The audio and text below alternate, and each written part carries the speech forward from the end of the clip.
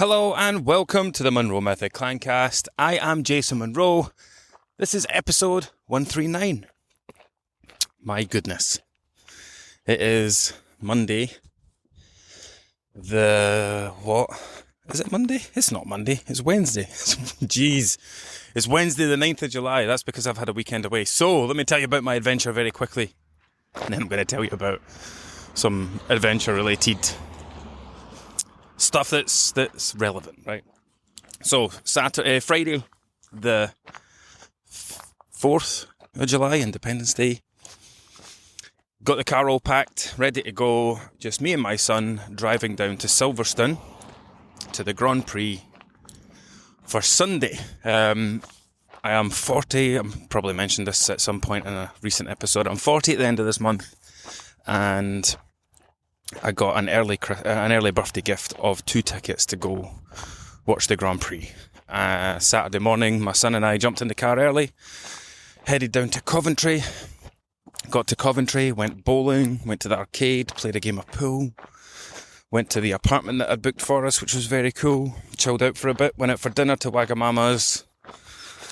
Back to the room, watched a movie, which was very good, by the way, Thunderbolts. But I think they renamed it the New Avengers.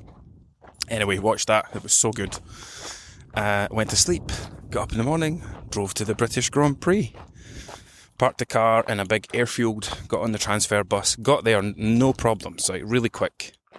In, walking around, found a space, put the camp chairs up, and then the heavens opened. My goodness. Did it rain? Multiple times. Fortunately, so me and Jacob were on our camp chairs, and when the rain started, my umbrella went up. I opened up a ground sheet that I bought from Aldi, with the plans being that it was going to be a big waterproof blanket, which it was. It went over our legs. We were dry as a bone, very smug, watching these people. I don't get this, right? And this is... I had so many I've wrote lots of notes in my phone because I had so many little moments over the weekend where I was thinking, God, isn't that just a great example of that? Like, imagine knowing that the forecast was rain, like heavy rain. It rained more than was forecast, but the forecast was still pretty severe, right? It was perfectly clear. If you looked at your phone on your free weather app, which aren't really great, but it was still there. Like, if you looked at that and said, right, between 10 and 11 a.m, there is a 90% chance of rain. You're going to pack some waterproof clothes. And yet, so many people around me had absolutely nothing. They flipped over their camp chairs to protect it from the rain and just stood up and just took it. Just took the rain. No waterproofs, no umbrellas, no nothing. There were people standing in front of us at the barriers, watching, right at the track, at the barrier. Like, not far in front, we were just a little bit behind up a hill so that Jacob could see over. People standing right at the track, and this woman in particular was wearing a hoodie. A hoodie, that was it. She put her hood up. She put her hood up and got absolutely drenched. Now, her friend went away,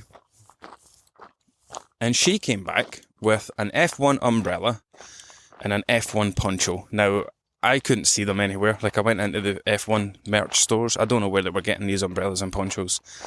But I imagine they were not cheap. Nothing was cheap. The t-shirt that my friend, my best mate, bought me before I went was £80, which I thought was expensive. They were selling that for 95 quid on the day. And then there was, of course, all these loaded people who were just rocking up to the Ferrari merch store and just buying everything. There was this jacket that was very smart, £275. And this guy just comes out with the hat, the t-shirt, the jacket on. Zero fucks. So anyway, yeah, I had so many light bulb moments when we were at Silverstone, and like I wrote on my phone, the expense of no planning. Because I'm a planner. I'm very organised, especially when there are kids involved. So I had Jacob with me. I was going to be responsible for a 10-year-old. I wasn't just going travelling by myself, which I love doing. And then the only thing you're responsible for is yourself. I also had to bring another small human into the equation. So for the drive down, I had a massive cool bag filled with everything we could possibly need for the weekend. We could even have not went out for dinner on the Saturday night, but I wanted to, because it was just me and Jacob and we were doing something and making memories, so we went to Wagamama's. And I could also have taken that cool bag into the Grand Prix and not really had to buy anything, but I didn't want to be too much of a bore, and I wanted to sample. Like, the food there's ridiculous. There's this huge, massive food area called Cargo, loads of vendors, and I wanted to try something, so we did.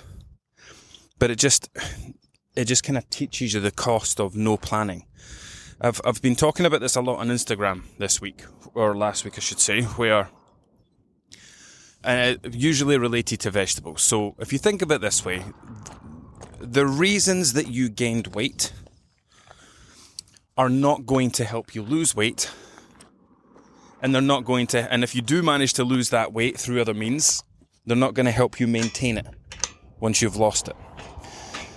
So what I mean by that is, if you do not eat fruits and vegetables, that has been a huge driver behind your weight gain. You don't realize it because you don't eat them. Like, they don't really factor into your equation because they don't factor into your diet. Now, there are people who eat fruits and vegetables come in many different forms. I know what they're all like, but you don't. You only know what you're like. We all have our own take on what eating vegetables looks like, on what eating fruit means. So, for example, if I have a little section inside the community where I have pictures of loads of my dinners, lunches, breakfast, etc., right? It was in the kind of meal ideas, meal inspo section.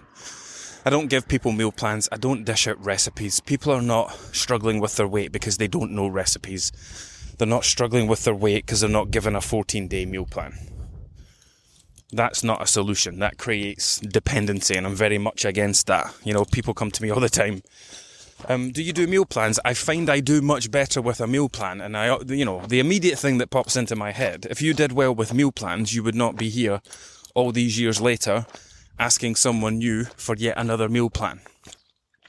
So while yes, meal planning yourself is important, being handed a piece of paper that says, here is what you are going to eat and do and think for the next 14 days for every meal and every snack, that's horrendous.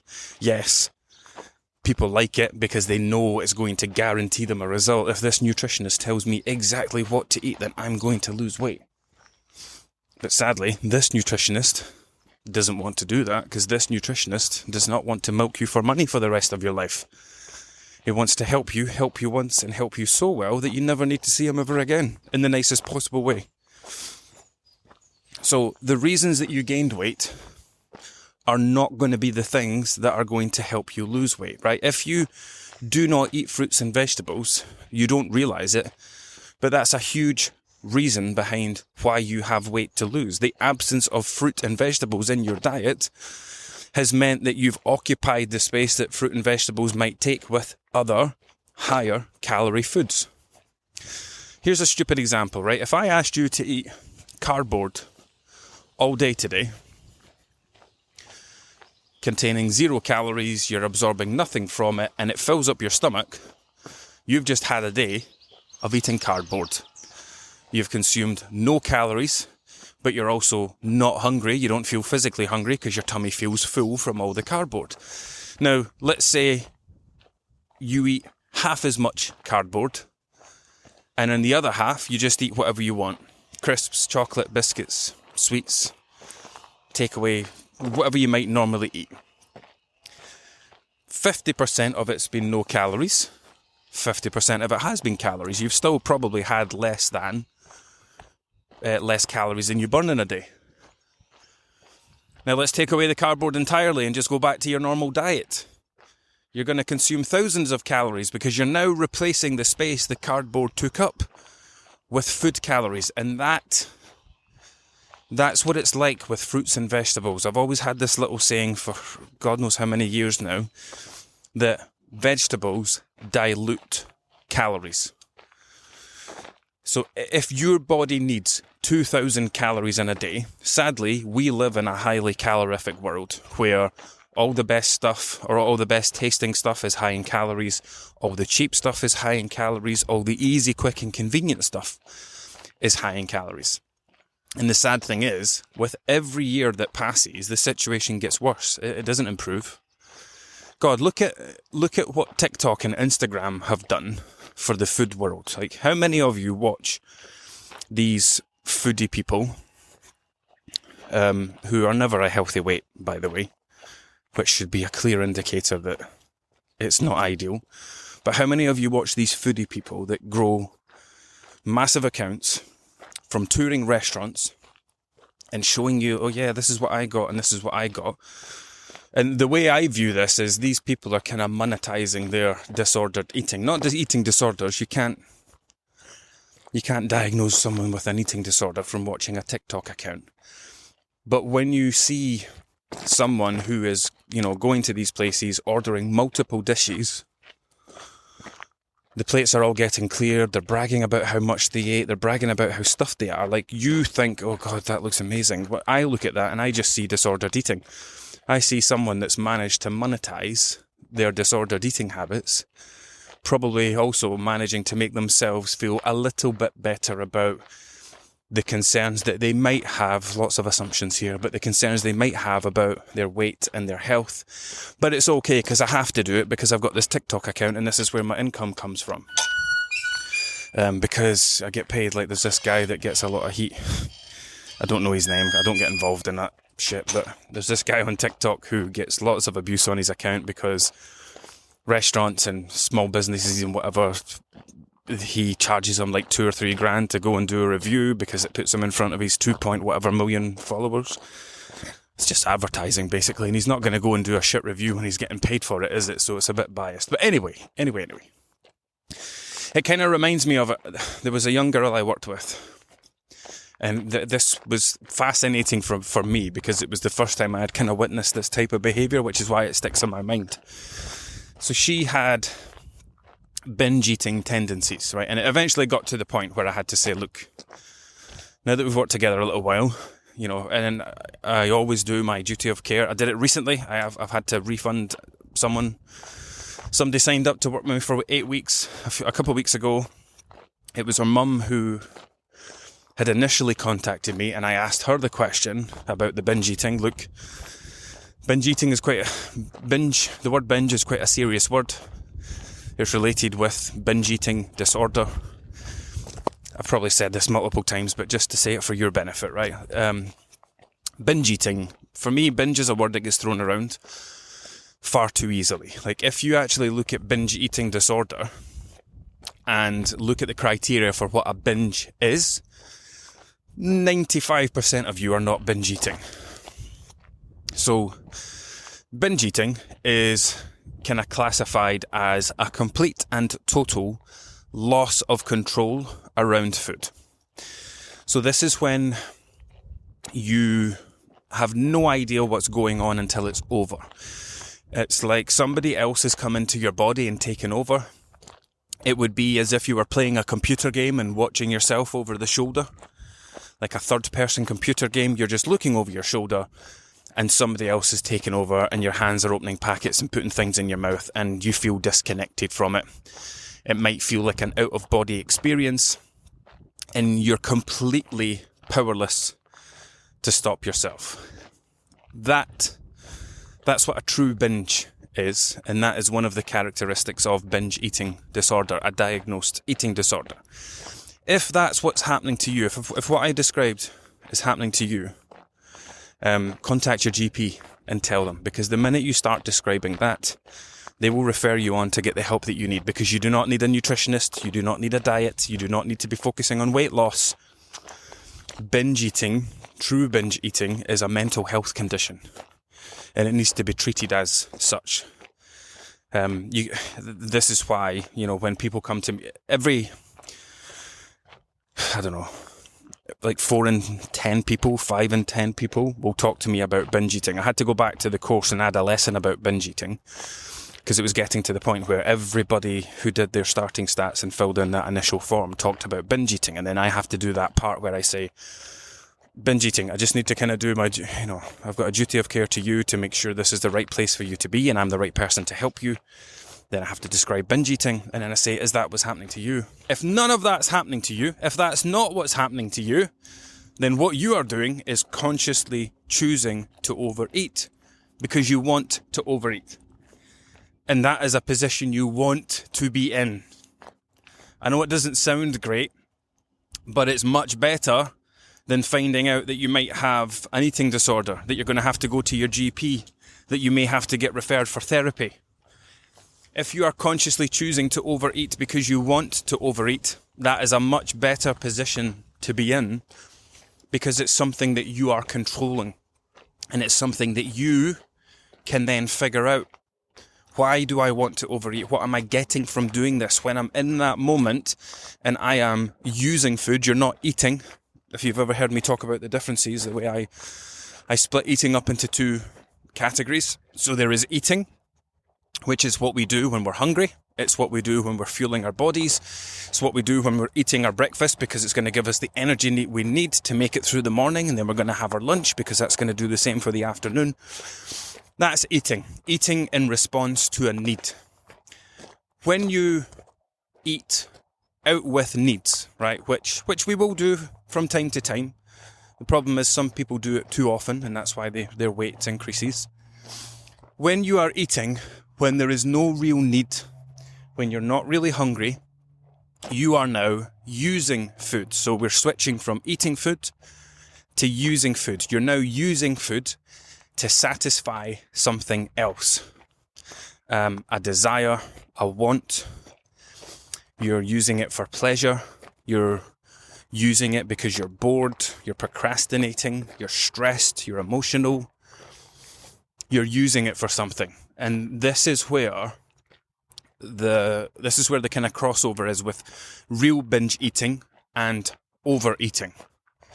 So real binge eating is that complete and total loss of control, completely powerless to stop yourself. Absolutely nothing you can do about it. You just have to sit there, ride it out, and then come out the other side, come back to yourself and realise, Jesus Christ, I just ate all that and I didn't even feel like it was me that did it. That's binge eating. If you are not doing that, you're consciously choosing to overeat because you want to overeat. And you might think, but I don't want to overeat. I don't want to be doing this. Right? And I get that. That's a natural response. But this is the way I talk to clients very bluntly. Like, you're not saying it to be mean to someone. You're not saying it to guilt someone or shame someone. You're saying it in a matter-of-fact way because you have to. It's so important, I find anyway. Like, this is just, I've been doing this for a while now. I've worked with quite a few people. When you're talking to people, you have to get the point directly across to them because probably no one ever has before, but in the kindest possible way and say, look, you are doing this because you want to do it. And you go, but no, I don't want to do it. I don't want to be sitting here eating all this chocolate until I feel sick. Okay, why are you doing it then? I know after it, you think, I don't want to be doing that. But you're still the person who went and bought that chocolate from the shop, who put it in the fridge, who then felt something at some point and said, I'm going to go and get that chocolate. Whether that was you were trying to distract yourself from your anxiety, you were trying to help yourself wind down after being stressed, you had just had an argument with your partner, your kids were driving you nuts, you had a terrible day at work and you couldn't stop thinking about it, you were tired and needed a sugar boost. There is, even though you don't feel like there is always a series of decisions going on that leads you to the point where you are in a position to overeat on chocolate. It's a choice. It's a decision. Many people I work with talk to me about, I just keep mindlessly eating. You're not mindlessly eating. Mindless eating is sitting in front of the TV with a tub of Pringles and just munching on them without paying any attention whatsoever to what you're doing. You're too busy watching what's on the TV. You're watching what's happening on Love Island when somebody gets pulled for a chat. The only time you know there's no Pringles left is when your hand hits the bottom of the tub, like you're so disconnected from it. That is mindless eating. Eating while not paying attention to it. when we start talking about things like mindless snacking, if I, let's say that I said I was mindless snacking while I was at work, what would that look like for me? Well, I would have to stop working, so I would have to think about stopping what I'm doing, getting up from my desk, pushing my chair back, coming out my office door, going into the kitchen, looking around the kitchen and looking for something to eat. Does any of that sound mindless? That's a series of decisions. You can't mindlessly find yourself at your local shop. It's a series. Okay, well, we need milk. Right, well, what I'm going to do is I'm going to put my shoes on, go out the front door, jump in the car, go to the shop, buy some milk, come back. It's not mindless shopping. There's a series of things that has to happen that you have to consciously do to get to the point where you're in a shop. And it's the same with snacking. There is a series of events that you have to go through to get to the point where you have food in front of you to eat. Anyway, Christ, I'm well on a tangent now. So back to the point, right? The cost of no planning, the cost of lack of organisation, but also the cost of not changing the right things. So bringing it back to the fruit and vegetable scenario. If the absence, if you are overweight, I think I said this on Instagram last week actually. If you are overweight, if you are struggling with your weight, if you're a long-term yo-yo dieter, and you do not eat fruits or vegetables, you will, and I'll go out on a limb and say this, right? You will never be able to maintain a lower weight. Because, and again, this is just the kind of recurring theme from every episode, it feels like, that the things that you're not doing, there's things you're not doing, there's things that you are doing. The things that you're not doing, and this is where it's all a kind of balancing act, right? The things that you're not doing, you have to do more of. The things that you are doing that are unhelpful, you have to do less of. And this, for me, in the area that I work, different nutritionists work with different people doing different things. Not everybody works with kind of the weight loss population. Not everybody works with the kind of yo-yo diet population. That's just the kind of the field that I slipped into. But most of my job, yes, you're teaching people how to eat better. But the way I describe it is, when I'm kind of starting out with people, is explain that it's just a game of poking and prodding. That's all it is. You've showed me your 2 days of tracking. I've looked at your food diary for 2 days, and I can, here's the typical things that will come up, right? Most common, people are eating far too much fat. Insane amounts of it. I think I saw this week somebody eating the highest amount of fat in their diet I've ever seen. And it was linked to them being, I think they were 22, 23 stone. So for me, there is a direct link between high fat diets and higher levels of body weight. Because I see it all the time. And that's just an anecdotal thing from my experience. I don't know what the research is behind that, but then the research would be very difficult to pin down, because it'd be you can look at populations who have high fat diets and they're extremely healthy. But it's bring them to the UK and give them access to the food that we have, and let's see what their high fat diet does to their body. But anyway, point is, the whole poking and prodding thing, people come in and their diets are incredibly high in fat. For example, this person needed something like 2,500 calories a day. They showed me 2 days of tracking that were well above 3,000. Their weight was 22 something stone, I think, or thereabouts. And they were having between 1,000 and 1,500 calories a day just from their dietary fat. Now, the thing that I always explain in these situations is that, you are not waking up every day and asking yourself, how can I eat lots of fat today? How can I plan my day to make sure I'm getting 1,000 plus calories just from the fat in my diet? Nobody does that. What happens is you develop tastes and preferences and a recurring menu and shopping habits. You go to the shops and you do quite a high-fat shop. You come home with lots of chocolate and crisps. Maybe you're somebody who eats mayonnaise with every meal. Sorry, I'm going up a hill now, hence the out-of-breath stuff. Maybe you eat mayonnaise. Maybe, I think this person actually ate quite a lot of cheese sandwiches, right? So they eat a lot of cheese. They might eat a lot of chocolate. They might eat a lot of high-fat yogurt. Maybe they eat lots of oily fish and avocado and eggs and salmon. So, and you think, oh, but those are healthy foods. Yes, absolutely. But there's a difference between healthy foods and eating those foods in a healthy way. Remember, there are no individually healthy foods. The amount of people I have worked with who have said, look, you have a very high fat diet, and they go, oh, but it's all avocado and salmon and eggs. It's like, no. Unless, and I did this one day with someone. Somebody came back to me and said, oh, but most of my fat comes from avocado, salmon and eggs and olive oil. I said, okay, you are having 180 grams a day in fat. That's the equivalent of like 10 avocados. I don't know, God knows how many eggs, hundreds of eggs. And I kind of listed it and said, right, is this what you're eating in a day? No. Okay, so what I would like you to do is go back and be very honest with yourself, because this is a lie that this person had been telling themselves. Oh, it's fine because most of it's coming from this. And what was it she said? She didn't say chocolate.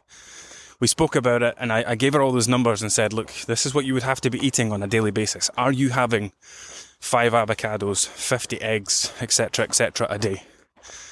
No. So it's treats then, is that was what she said to me. In that case, I think she said, in that case, it's treats. So yeah, it's great that you have those foods in your diet.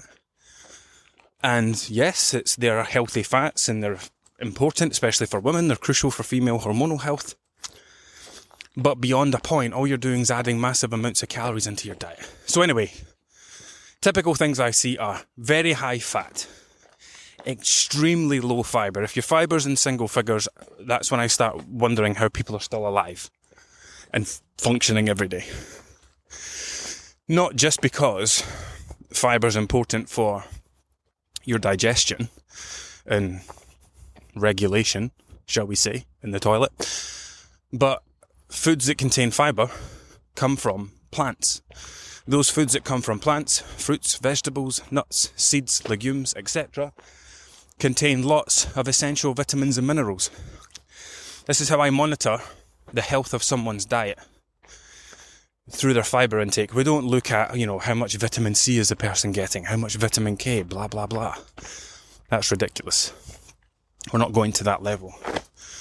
What I do is, I say, you should be getting a minimum of 20 plus grams a day from fibre. Now that's lower than the recommended level, but there's a reason for that. The recommended level, 30 to 50 grams a day, is for people on a weight maintenance diet. It would be very tricky for someone who's in a calorie deficit to reach 30 to 50 grams a day. Especially if there's someone who's petite, light, very inactive, only burning 17 or 1800 calories a day, having to lose fat on 11 or 1200 calories a day. It's unrealistic to expect someone in that position to, God, I'm getting attacked by flies, to eat 30 to 50 grams a day of fibre. Their diet would be nothing but vegetables. And, if somebody's not eating any fruits and vegetables anyway, you can't ask someone to go from hardly eating any to making their diet almost entirely comprised of it. That does not set someone up for long-term success. So, far too high fat, nowhere near, worryingly low levels of fibre, therefore worryingly low levels of fruits and vegetables. And the last thing is low protein. Although, that is not, and this is a positive thing for the wider world, that's not as much of a thing anymore. Years ago, low protein used to be a massive problem. People who need a minimum of 80, 90, 100 grams a day, only getting 30, 40 grams a day. It really does not happen as much anymore. I feel like, and again, this is purely anecdotal, just from what it feels like to me, I've not tracked it or monitored it. But for me, it feels like most people I work with now, they have a great base level for their protein. It's not really something we have to push as much. So I think one of the benefits of things going mainstream and being, getting slapped in the face with it a bit more is that people pay more attention to it. Yes, the guidance is a bit ridiculous and people don't quite get it. But overall, it's managed to get more people eating more protein. So that's a good thing. Now we just need to get people to the point. Do you know, I don't get why people don't eat more fruits and vegetables. It must not be getting pushed properly. Again, in my experience, people don't really care about their health. Now, what I mean by that is, if I say to you, if you eat this thing every day, then what's a better way to do it? If I say to you, let's say someone's terrified of cancer, and I say, if you eat this one vegetable every single day, you will definitely not get cancer. You would sure as fuck eat that vegetable every single day of your life because you know that the protection is guaranteed. Sadly, the world doesn't work like that. We cannot guarantee any outcome. We can't guarantee that we avoid any outcome. Like, the way I look at it is that everybody's going to get something at some point. That's the way I see it. I'm almost 40 years old. I'm surrounded by people who are getting diagnosed with various different things. If you're going to get cancer, you're going to get that. If it's not cancer, you're going to get Parkinson's. If it's not Parkinson's, it's going to be dementia. It just feels like everybody drops down to something. Maybe that's just me being a bit depressed about it and sad about it because I'm so close to some of these things. But all you can do is live a healthy life and hope for the best. That's it. But because it's, like I've literally just said it in that way, because that is so ridiculously vague, it kind of sits on the fence of people go, well, what's the point then? What's the point? I've never eaten vegetables before. I've never eaten fruit before. What's the point of me starting now? What's the point of me spending the next 40 years of my life eating foods that I don't like if I'm going to drop down anyway?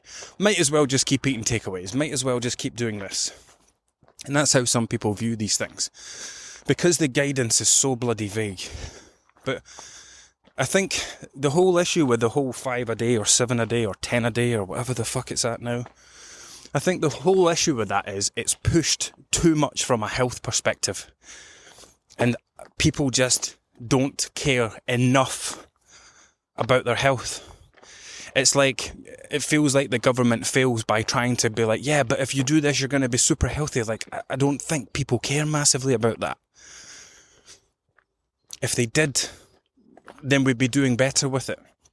Like, the UK's fibre intake is ridiculous compared to the rest of the world, minus America, of course. We're not interested in fruit and vegetables. We would much rather eat all the other tasty stuff. And I get it. I used to be like that. But see if they pushed it from a weight perspective, right? When you think about it, the majority of adults in the UK are overweight or obese. It's something like 62, 63% of adults in the UK are overweight or obese, struggling with their weight. Why are we not pushing vegetables from that perspective? Why are we not saying, look, if you no longer want to diet, if you want to lose weight, if you want to stop yo-yo dieting, eat some fucking vegetables. Add low-calorie food. Think of it that way. Add cardboard to your diet that will take up the space of food that you would normally put there that costs calories. It doesn't mean you can't eat chocolate, you can't eat crisps, you can't have takeaways. But let's say we fill half your tummy with cardboard. Instead of your full tummy being filled with... Tummy. Why am I saying tummy? I'm speaking to you like I speak to my kids. Instead of filling your whole stomach with high-calorie, greasy, high-sugar foods, let's just fill half of it. Instead of having 3,000 calories a day from that, let's get 1,500 from that. And in the other half, we'll fill that with vegetables. And that'll only take up 500 calories. And this is why I say that vegetables dilute calories. If your diet contains no fruit and veg and you're eating 3,000 calories a day and putting on weight, if you add vegetables to your diet in place of those other foods, you can't just add them in, but if you put vegetables into your diet in place of some of the other things that you are eating, it will dilute the overall the overall calories, in your diet. You will go from having 3,000 calories a day, to replacing some of those foods with lower calorie veggies. Most of my job as a nutritionist is poking and prodding, right? Looking at someone's diet and saying, here is what you're doing too much of. Here is what you're not doing enough of. Here's how we're going to change it. You are going to, during the tracking process, you are going to pay attention to the foods that you are eating that are high in fat, because you need to drop that by about 50%. I also didn't finish the thing earlier about people don't do it intentionally. It's just, you've created a natural way of eating that happens to be very high fat. So now you're going to learn, where is all the fat in my diet coming from? Right, I am eating far too much cheese, far too much chocolate, far too much mayonnaise. Now, I'm not going to remove these things from my diet. I'm not going to switch to low-fat everything. I'm going to understand that I am doing too much of this. So I need to eat cheese half as much. I need to eat mayonnaise half as much. I need to eat chocolate half as much. You do that, you're still getting to do the thing. You're just doing less of it. Like, it's no different to reviewing your finances. Why am I skint every month? Well, let's take a look. Well, I'm spending 300 quid a month in Costa.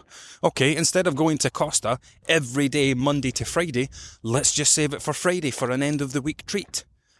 Immediately, you've got so much more money. And it's the same when it comes to your diet. What am I doing too much of? Where am I spending too many calories? Ultimately, you've gained weight because you're consuming far too many calories. And the higher your weight is, the more you're doing it. And it's just a budgeting thing. Right, what am I eating too much of? Where am I spending too many calories? Fine. The only thing is, unlike money, we still, where we can just not spend on non-essential things. When it comes to your body, you still have to eat. You still have to fill up your stomach.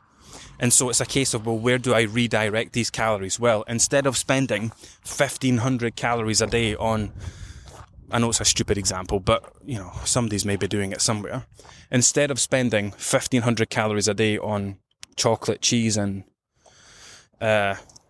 mayonnaise, I'm going to drastically reduce that. And with, let's say I reduce that to 500 calories, I've now got 1,000 calories saved. I'm going to take 300 of those calories and use it on vegetables. And that's how you dilute the calories in your diet. That's how, people ask the question, how do people lose weight and keep it off? That's how. They learn how to budget. They learn how to balance. That's the difference between people who lose weight and maintain it and people who don't. It's not because they know some magic secret. It's not because their metabolism faster than yours. It's because they're better at spending their calories. They're better at filling their stomach up on fewer calories. Is the easiest way to put it, I think. So that's what you need to do. And the thing is, that doesn't solve everything, because the job's not done there, because it's not that simple. Well, I know I made it sound simple. It might not be simple to put into practice. But once you've done that, then you work on the behavioural stuff. You work on the habit stuff. That's when you change, right? So it's as a number one priority, like the process of losing weight and keeping it off is number one, balancing your diet, stemming the flow of weight gain, bringing it under control, drastically improving your health and your energy levels and all these things. So improving your diet, taking care of hunger. Once you improve your diet and make hunger a non-issue, you're then in a much stronger position to deal with everything else. So you can now start working on your habits, your behaviors, your mindset, but you're doing it without hunger annoying you. How much more difficult is it? Let's say you're hungry 30 times a day right now, and you manage to not eat on 15 of those occasions. And that hunger is a result of poor meal timing, a poorly balanced diet. Maybe it's a result of your sleep or whatever. And then you take care of your diet, you improve it, you start balancing it better. Now you're only hungry 15 times a day, and you're only responding to that 7 or 8 times. And that's your 3 meals and a few snacks in between. Would it be easier or harder working on your habits then, when hunger is much lower, when cravings are much lower?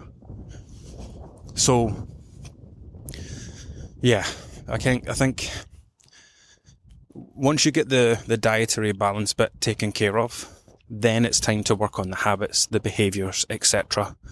And it will be much easier to work on those. You know, people try to lose weight by starving themselves, which only makes hunger worse. It makes cravings worse. You know, the reasons that they struggled with their weight in the first place are then amplified through excessive hunger. So you end up in this situation where someone's trying to lose weight, they're trying to have less, but they're amplifying the reasons behind why they gained weight in the first place. So you just end up in this endless loop where you ultimately get nowhere. Anyway, I hope that waffle was helpful. I did have to stop quite a few times. It's my fault for going out so late in the morning, but I was knackered after all the travelling over the last 4 days. Anyway, enough from me. Until next time.